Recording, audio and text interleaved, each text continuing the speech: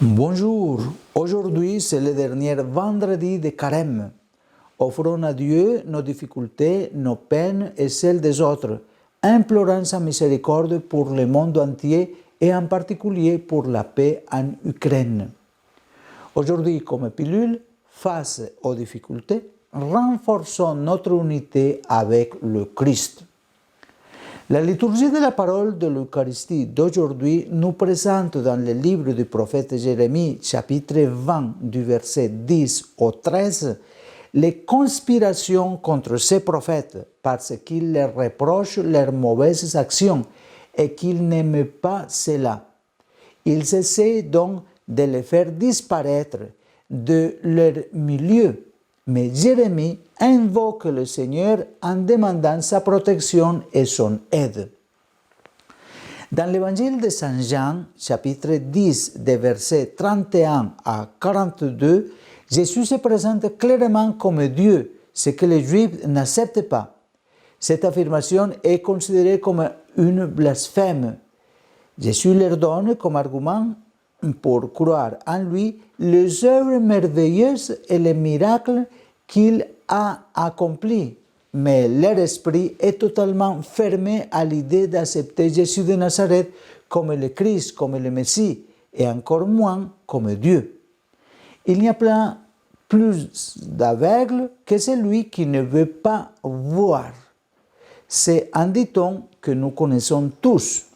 C'est également le cas aujourd'hui dans la conscience de nombreuses personnes qui sont totalement fermées à la foi en Jésus le Christ.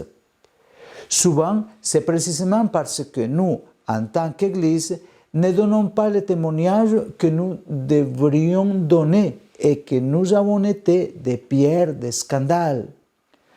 Tout simplement parce qu'ils confondent l'institution de l'Église avec le message et la vie du Christ.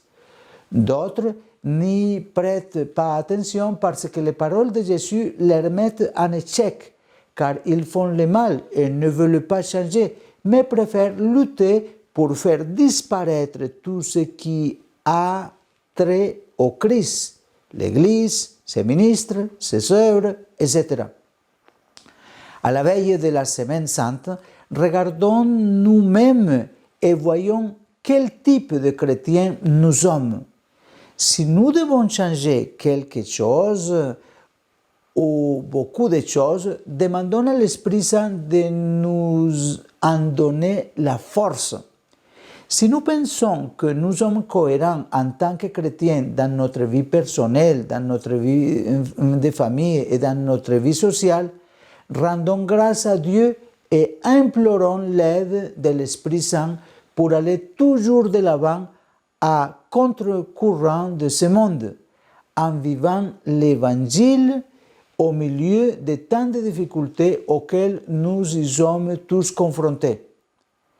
Le chrétien qui vit l'Évangile est un signe de contradiction pour ceux qui ne le vivent pas. Jésus se protège de ses persécuteurs de l'autre côté du Jourdain.